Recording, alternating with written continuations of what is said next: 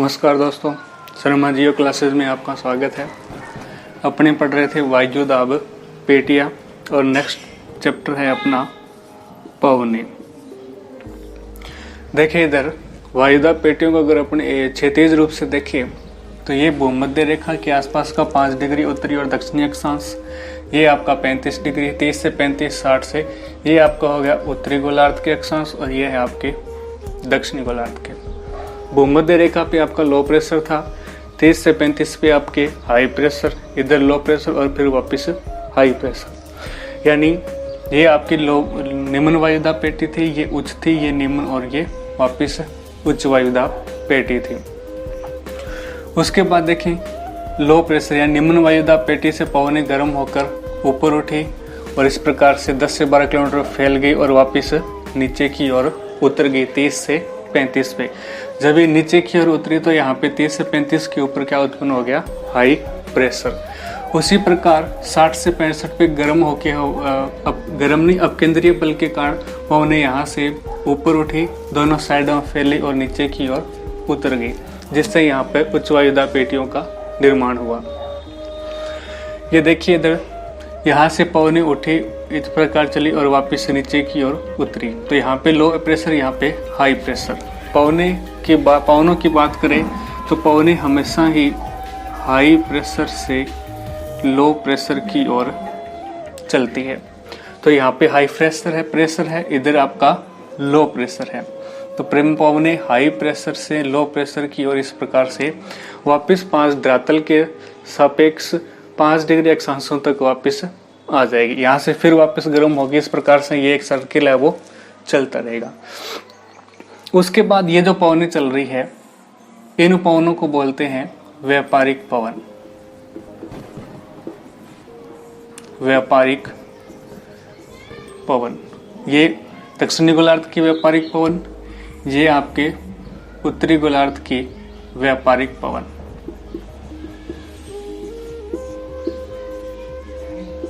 उत्तरी गोलार्ध की व्यापारिक पवन। उसके बाद ये जो पवन चल रही है इसको बोलते हैं पछुआ पवन।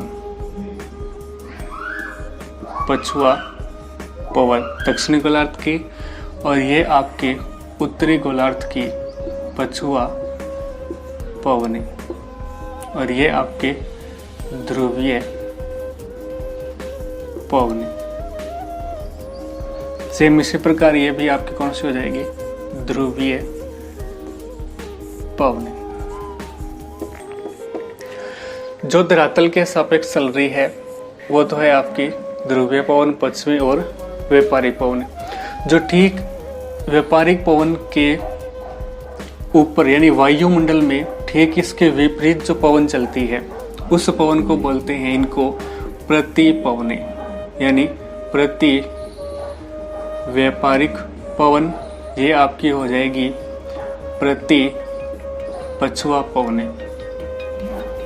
प्रति पछुआ पवन यानी ठीक इन पवनों के विपरीत वायुमंडल में चलने वाली पवनों को बोलते हैं प्रति पछुआ, प्रति व्यापारिक। ये दक्षिणी गोलार्ध की और उधर आपके उत्तरी गोलार्ध की।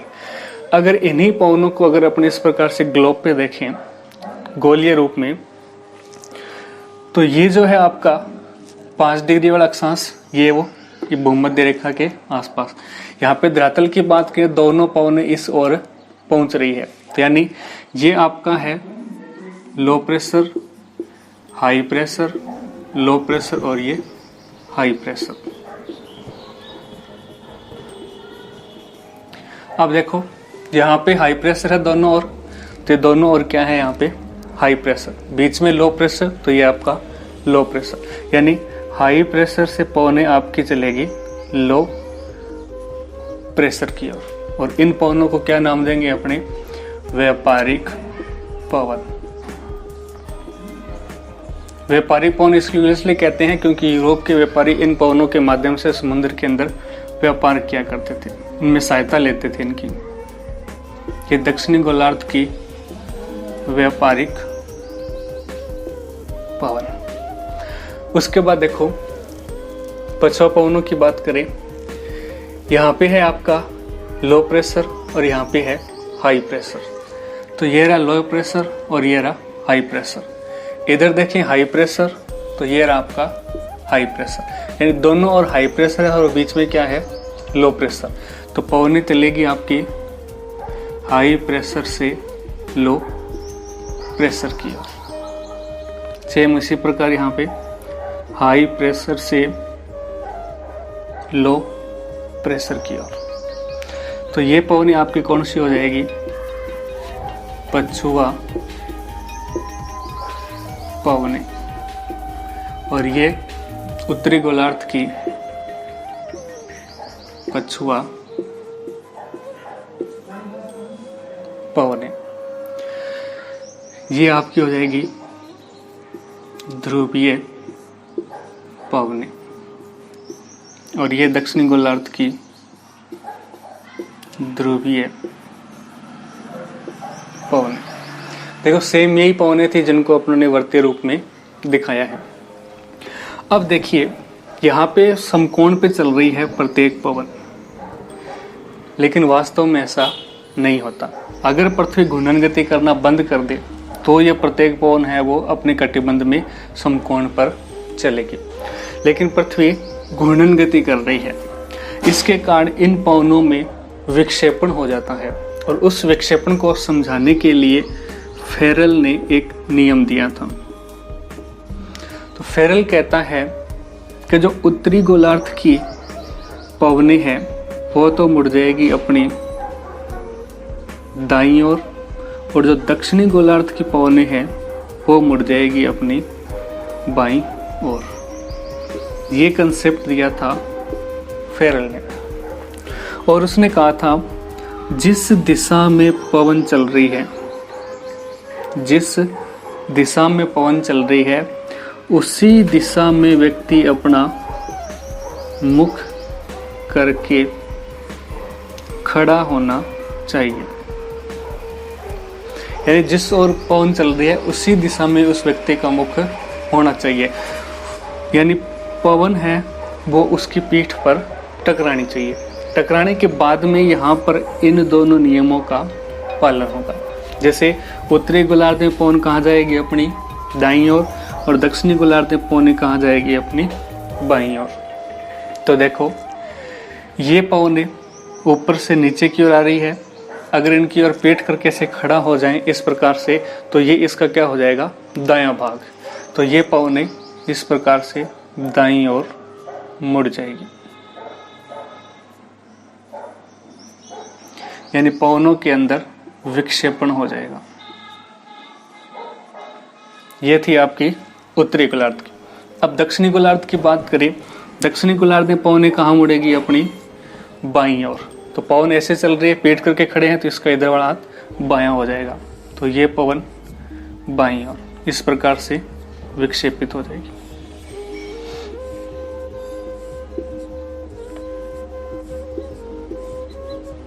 यानी अपने कह सकते हैं उत्तरी गोलार्ध में व्यापारिक पवनों की जो दिशा है वो उत्तर पूर्व से दक्षिण पश्चिम की ओर होगी, यानी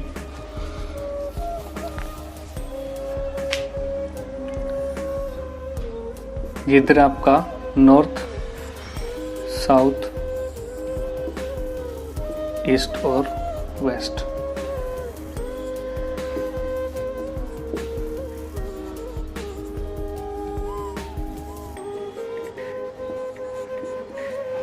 यानी इन पवनों की दिशा देखें तो क्या है, उत्तर पूर्व से दक्षिण पश्चिम की ओर, यानी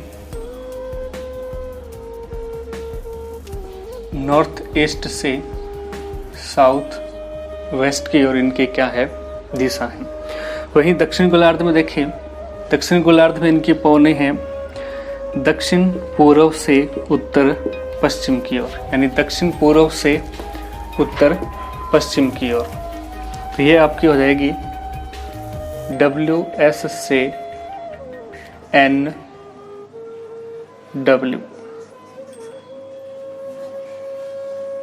सॉरी SE से, साउथ ईस्ट से, यानी दक्षिण पूर्व से चलेगी और उत्तर पूर्व की ओर ये प्रवाहित होगी।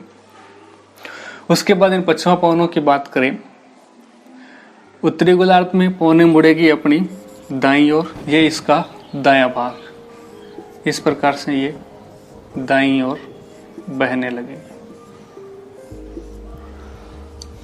इस और दक्षिण गोलार्ध की बात करें तो ये इसका बायां भाग।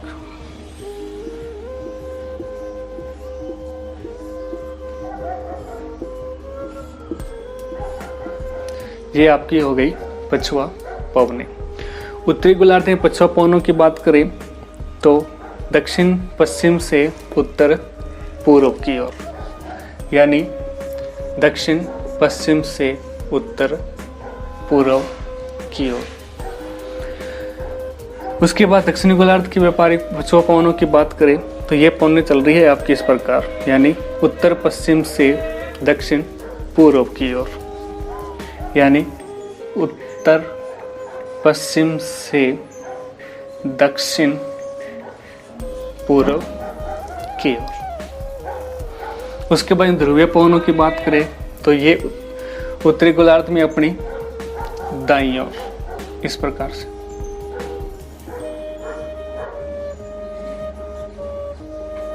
और ये अपनी बाईं ओर।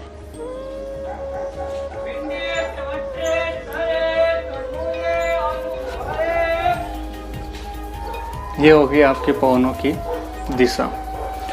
उसके बाद इनकी बात करें, ये जो क्षेत्र है बीच वाला, इस क्षेत्र को बोलते हैं ITCZ, यानी इंटर ट्रॉपिकल कन्वर्जेशन जोन, यानी अंतः उष्ण कटिबंधीय अभिसरण क्षेत्र, या इसको बोल सकते हैं अपने शांत पेटी, या दूसरे इसको बोल सकते हैं अपने डोल ड्रम पेटी। ये जो डोल ड्रम पेटी है वो मध्य रेखा के ऊपर सतत रूप से ये देखने को नहीं मिलती। इसके मुख्य रूप से 3 क्षेत्र बनते हैं। पहला क्षेत्र देखिए हिंद प्रशांत क्षेत्र, दूसरा इसका रहेगा भूमध्य रेखा के पास, भूमध्य रेखा के पास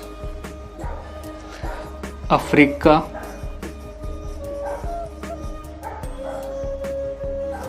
अफ्रीका के पश्चिमी भाग पर। एक तो हिंद महासागर में डोलड्रम का क्षेत्र मिलेगा आपको, दूसरा भूमध्य रेखा के पास अफ्रीका के पश्चिमी भाग पर, और तीसरा क्षेत्र आपको मिल जाएगा देखने को मध्य अमेरिका के पश्चिमी भाग पर।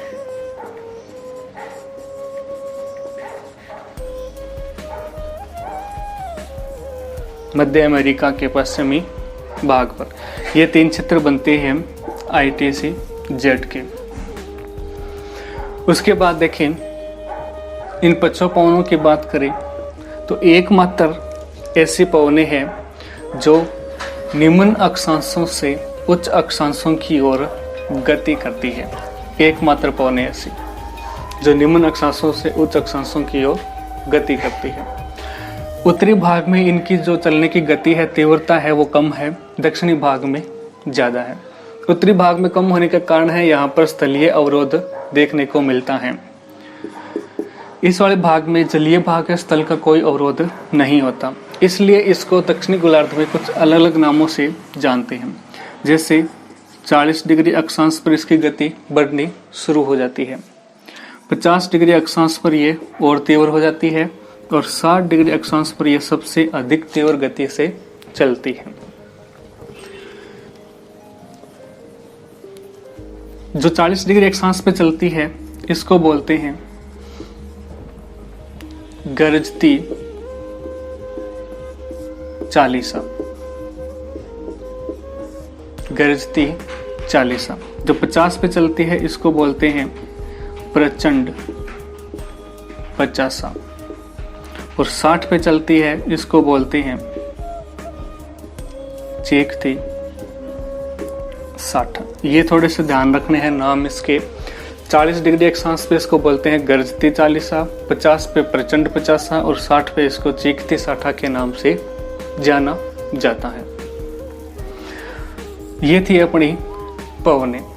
उसके बाद अगर अपने बात करें वायु राशियों की।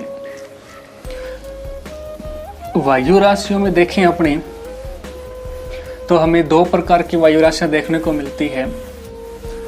एक है आपकी ध्रुवीय वायु राशियां और दूसरी उष्णकटिबंधीय वायु राशि।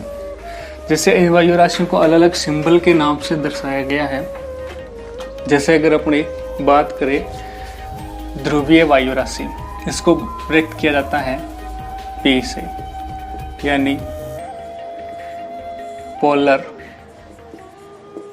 एयर मास, यानी ध्रुवीय वायु राशि। उसके बाद में जो दूसरी है कॉन्टिनेंटल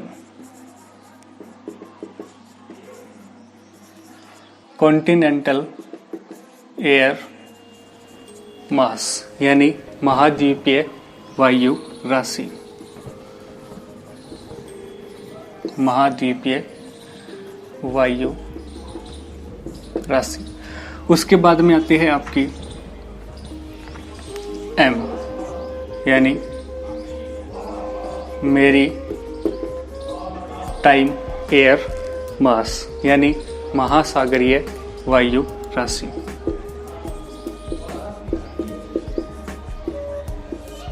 महासागरीय वायु राशि। उसके बाद में आती है आपकी T, यानी ट्रॉपिकल एयर मास, यानी उष्ण कटिबंधीय वायु राशि। उसके बाद देखो ये पोलर यानी ध्रुवीय क्षेत्रों के, ये महाद्वीपों से उत्पन्न होने वाली, ये महासागरों से उत्पन्न होने वाली, और ये उष्ण कटिबंध यानी भूमध्य रेखा के आसपास उत्पन्न होने वाली कुछ वायु राशियां हैं जिनको P, C, M और T के नाम से दिखाया गया है। उसके बाद देखें ये वायु राशि आपकी ठंडी भी हो सकती है और गर्म भी हो सकती है। अगर वो वायु राशि ठंडी है तो उसको K से प्रेजेंट करेंगे, और जो गर्म है उसको W से प्रेजेंट करेंगे। उसके बाद ये जो वायु राशियां हैं ये स्थिर भी हो सकती है और अस्थिर भी हो सकती है, यानी कि गतिशील और अगतिशील।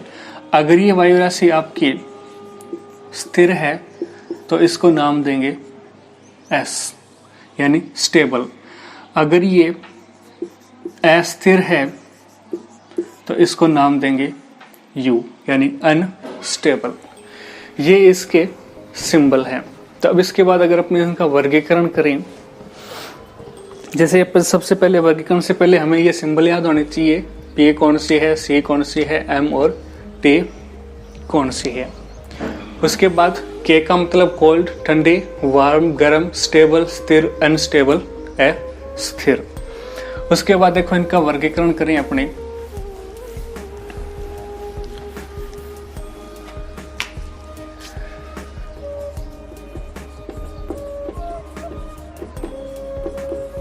वर्गीकरण में इनको अपने सबसे पहले दो भागों में बांट सकते हैं।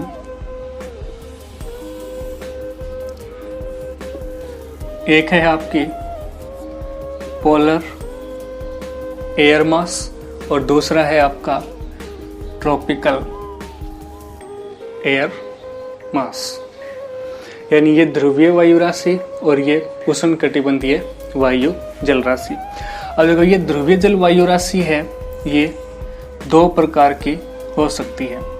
कौन सी? एक तो महासागरों से उत्पन्न हो सकती है ये, और दूसरी ये महाद्वीपों से।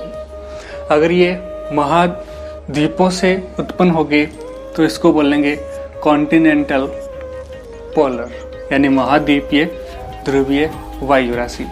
अगर ये महासागरों से उत्पन्न हो रही है तब इसको बोलेंगे अपने MP, यानी मैरीटाइम पोलर, महासागरीय ध्रुवीय वायु राशि। उसके बाद देखो ये वायु राशि आपकी गर्म हो सकती है और ठंडी भी हो सकती है।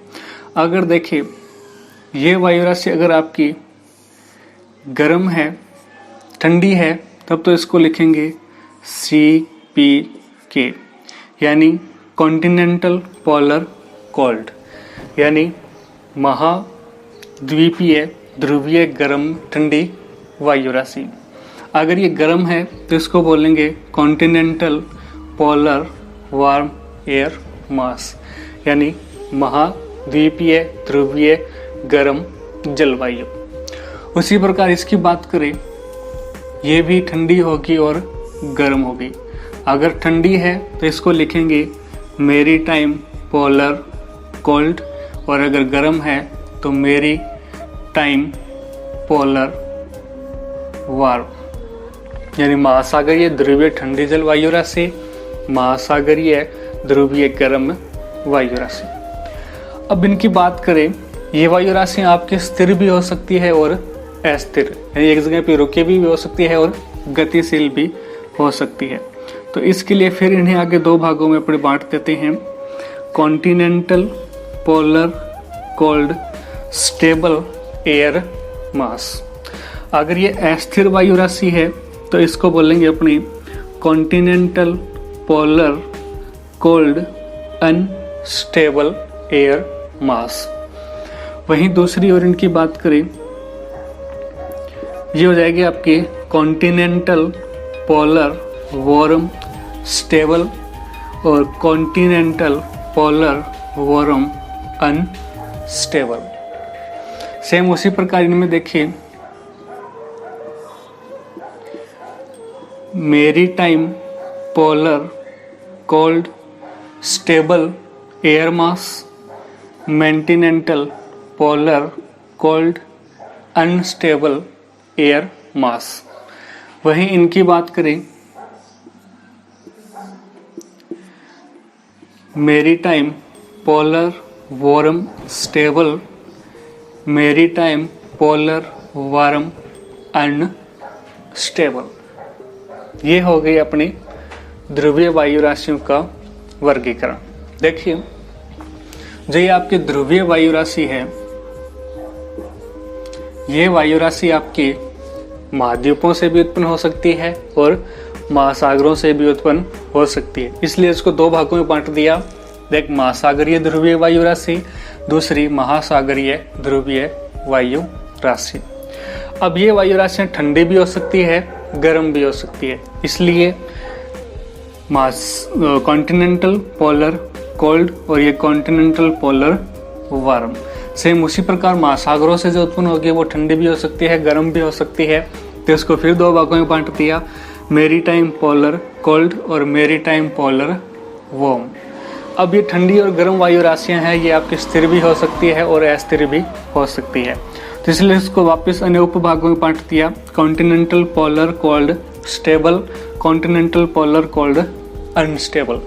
इसी प्रकार इस महाद्वीपीय को महासागरीय वायु राशियों को बांट दिया, मेरी टाइम पोलर कोल्ड स्टेबल और मेरी टाइम पोलर कोल्ड अनस्टेबल। उसी प्रकार से इस गर्म वायु राशि को बांट दिया। उसी प्रकार यहाँ पर देखें, ट्रॉपिकल एयर मास की बात करें तो ये दो जगहों से उत्पन्न हो सकता है। एक तो कॉन्टिनेंटल ट्रॉपिकल एयर मास और दूसरा मेंटिनेंटल ट्रॉपिकल एयर मास, यानी मेरी टाइम एयर मास। ये महाद्वीपीय उष्ण वायु राशियाँ, ये महासागरीय उष्ण कटिबंधीय वायु राशियाँ। फिर वापस इन्हीं वायु राशियों को दो भागों में बांट देंगे। एक वायु राशि हो जाएगी आपकी ठंडी, यानी CTK, और दूसरी हो जाएगी CTW, continental tropical cold, continental tropical warm. Same उसी प्रकार से यहाँ पे इसको दो भागों में बांट देंगे, मेरी टाइम ट्रॉपिकल कोल्ड, मेरी टाइम ट्रॉपिकल वार्म, यानी महासागरीय उष्ण कटिबंधीय ठंडी जलवायु, महासागरीय उष्ण कटिबंधीय गर्म जलवायु। सेम उसी प्रकार ये स्थिर और अस्थिर दो भागों में बंट जाएगी, यानी continental tropical cold stable, continental, tropical, cold, unstable. उसके बाद इस गर्म वायु को बांटे continental, tropical, warm, stable, continental, tropical, warm, unstable. वहीं इसकी बात करें maritime, tropical, cold, stable, maritime, tropical, cold, unstable. फिर इसको दो भागों में बांट देंगे, मैरीटाइम, ट्रॉपिकल, वार्म, स्टेबल और मैरीटाइम, ट्रॉपिकल, वार्म, अनस्टेबल। यानी महाद्वीपीय उष्णकटिबंधीय ठंडी स्थिर वायु राशियां, महाद्वीपीय उष्णकटिबंधीय ठंडी अस्थिर वायु राशियां, महाद्वीपीय उष्णकटिबंधीय गर्म स्थिर वायु राशियां, महाद्वीपीय उष्णकटिबंधीय गर्म अस्थिर वायु राशियां। इसकी बात करें महासागरीय उष्णकटिबंधीय ठंडी स्थिर वायु राशियां, महासागरीय उष्णकटिबंधीय ठंडी अस्थिर वायु राशियां। इसकी बात करें महासागरीय उष्णकटिबंधीय गर्म स्थिर वायु राशियां, और ये आपका आ जाएगा लास्ट महासागरीय उष्णकटिबंधीय गर्म अस्थिर वायु राशियां। तो ये कुछ वायु राशि हैं जिनका सिंपल देख के आपसे पूछा जाता है ये जो वायु राशि है ये कौन सी है। ज्यादातर अब तक प्रश्न पूछा गया है इनमें से सीपी, एमपी, सीटी और एमटी, यहाँ से अभी तक प्रश्न है वो पूछे गए हैं। सीपी का मतलब है continental polar, maritime polar, continental tropical और ये आपका मैरीटाइम ट्रॉपिकल। ये जो चार वायु राशि है इनको आपको ध्यान में रखना है, और उसके बाद कुछ ये इनके उपभाग है, अगर ज़्यादा डीप पूछेगा तो इन उपभागों में से दे के पूछ सकता है। उसके बाद में कुछ अन्य गौण वायु राशियाँ हैं जैसे सागर समीर, स्थल समीर, घाटीय समीर और पर्वतीय समीर। उनको देख लेते हैं, छोटा सा टॉपिक है, उसके बाद ये पूरा हो जाएगा। सबसे पहले अगर अपने बात करें जल समीर और स्थल समीर की,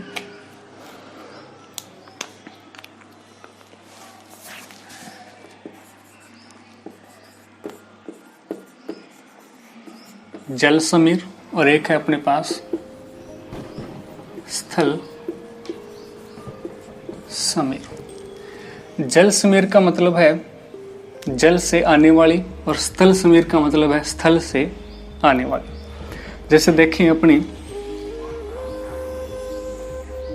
ये इधर है आपका स्थल भाग और ये है जलीय भाग। अपने को पता है जो स्थल भाग है वो जल्दी ठंडा हो जाता है और जल्दी ही गर्म हो जाता है, और जलीय भाग है वो देरी से गर्म होता है और देरी से ही ठंडा होता है। अगर अपने बात करें दिन की, अगर अपने दिन की बात करें तो दिन के अंदर जल तो क्या रहेगा, ठंडा रहेगा, और स्थल भाग है वो क्या हो जाएगा आपका, गर्म हो जाएगा। तो स्थल भाग गर्म होगा तो स्थल भाग पे लो प्रेशर बनेगा, और जल है वो ठंडा है तो वहाँ पे हाई प्रेशर बनेगा। यानी दिन की बात करें अगर अपनी, तो दिन के अंदर स्थल भाग पर तो रहेगा आपका लो प्रेशर, क्योंकि ये सूर्य के कारण, प्रकाश के कारण जल्दी गर्म हो जाएगा और ये देरी से गर्म होगा। तो यहाँ पर क्या रहेगा, हाई प्रेशर। तो पवनें क्या करेगी, हाई प्रेशर से लो प्रेशर की ओर चलेगी। इसको क्या बोलेंगे, जल समीर। प्रश्न यहाँ से आता है जल समीर किस समय चलती है, दिन में या रात्रि में, तो ये थोड़ा सा ध्यान रखना। उसकी बात करें स्थलीय भाग की, स्थलीय भाग में जल्दी ठंडा होता है, यानी रात्रि के समय में विकिरण की मात्रा बढ़ने के कारण ये जल्दी से ठंडा हो जाएगा। ठंडा होने से यहाँ पे आपके हाई प्रेशर बनेगा और ये देरी से ठंडा होगा तो यहाँ पे लो प्रेशर बनेगा। तो ये हवाएं हाई प्रेशर से लो प्रेशर की ओर चलेगी। किस समय? रात्रि के समय।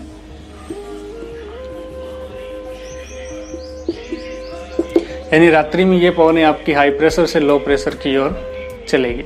इसको बोलेंगे स्थल समीर और इसको बोलेंगे जल। अगर अपनी बात करें पर्वत समीर और घाटी समीर की, तो घाटी के अंदर अगर अपन देखें दिन की स्थिति, यानी दिन के समय बात करें तो घाटी का जो ऊपरी भाग है ये वाला, ये सूर्य के तप से गर्म होकर यहाँ की हवा ऊपर की ओर उठ जाती है और यहाँ पर लो प्रेशर बना रहता है। यहाँ पे सूर्य का प्रकाश नहीं जाने के कारण यहाँ पे हाई प्रेशर बना रहता है। इसलिए हवाएं हैं वो हाई प्रेशर से लो प्रेशर की ओर चलने लगती है। यानी घाटियों के अंदर दिन के समय हवाएं घाटी से ऊपर की ओर चलती है। इसको बोलते हैं एनाबैटिक। इस स्थिति को बोलते हैं एनाबैटिक। वहीं पर्वतों की बात करें तो यह स्थिति रात्रि के समय बिल्कुल उल्टी हो जाती है। रात्रि के समय बिल्कुल उल्टी हो जाती है, यानी यहाँ पे तो आपका बन जाता है हाई प्रेशर और नीचे बन जाता है लो प्रेशर। तो ये पवनें हाई प्रेशर से लो प्रेशर की ओर चलने लगती है। इनको बोलते हैं कैटाबैटिक पवनें। ये नाम ध्यान रखना है, कैटाबैटिक कब चलती है और एनाबैटिक कब चलती है। तो ये अपना पवनों से संबंधित टॉपिक था, वो पूरा हो गया। इसके अंदर कुछ पवनें बची है ठंडी और गर्म, तो उसके अंदर समझाने वाला कुछ भी नहीं है। आपको मानचित्र बनाना है, बार बार उनको मानचित्र के ऊपर लिखकर डायग्राम बनाकर याद करना है।